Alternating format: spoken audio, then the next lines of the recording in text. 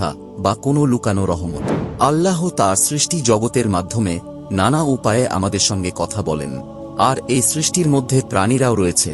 তাই পরের বার যদি কোনো বিড়াল আপনার দিকে এগিয়ে আসে অথবা চুপচাপ এসে আপনার পাশে বসে পড়ে, তখন একবার থেমে ভাবুন, আল্লাহ কি কিছু বোঝাতে চাইছেন? চলুন জেনে নেই 5টি গোপন বার্তা, যেগুলো আপনি কখনোই এড়িয়ে যেতে পারেন না। প্রথম বার্তা, এটি একটি রহমত। যখন বিড়াল আপনার কাছে আসে, কখনো কি এমন হয়েছে আপনি একা বসে আছেন, হঠাৎ একটি বিড়াল চুপচাপ এসে আপনার পাশে বসে গেল? এই ছোট্ট মুহূর্তটি হয়তো খুব সাধারণ মনে হতে পারে, কিন্তু আপনি জানেন কি, এটা হতে পারে আল্লাহর পক্ষ থেকে পাঠানো একটি নীরব বার্তা, তাঁর অসীম দয়ার স্মরণ করিয়ে দেওয়ার জন্য। ইসলামে রহমত বা দয়া শুধু একটি অনুভূতির নাম নয়, এটি এক অসাধারণ শক্তি যা মুমিনদের চারপাশে সবসময় ঘিরে রাখে, যদিও আমরা অনেক সময় তা বুঝি না। যখন কোনো বিড়াল ভয় না পেয়ে